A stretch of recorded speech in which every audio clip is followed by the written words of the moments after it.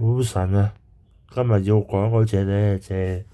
阿潘頓復出會期嘅一隻嘉應晉升，呢一課係3月14號嘅公集嗰排5多去片。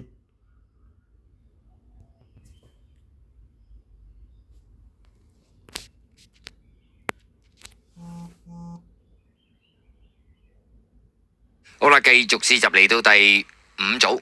1200米嘅短途集。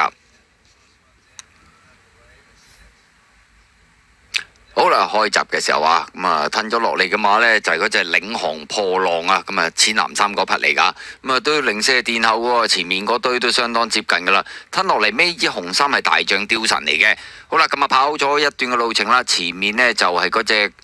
放咗出嚟都好大步喎，嘉應晉升嚟噶。第2位啦，最出英勇名區啦，前程萬里，第3高錦，第4少喜喜，第5啊，後邊嘅馬啦，快步流星啦，領航破浪啦，暫時殿後紅衫嗰隻呢係大將雕神嚟噶。好啦，過呢個600米段處咯，前面嘉應晉升都好大步，好大隻放啦，英勇名區細隻啲，跟住個第2位少喜喜呢就埋邊第3，前程萬里第4啦。第5嘅馬近啦，黃衫嘅高錦啦，領航破浪淺藍衫啦，後邊2隻快步流星同埋嗰匹就大將雕神啦。好啦，入正最後直路，前面呢放咗出嚟嘅馬係嗰隻嘉應晉升啊，越跑越甩咁。後邊嘅馬啦，少喜喜入邊啊慳啲腳程啊追得貼啲啦，英勇名區向呢個第3位都片嚟片去噶啦，外邊快步流星追，中間黃衫高錦，後邊3隻埋邊數出嚟淺藍衫領航破浪，紅衫大將雕神，灰馬係前程萬里。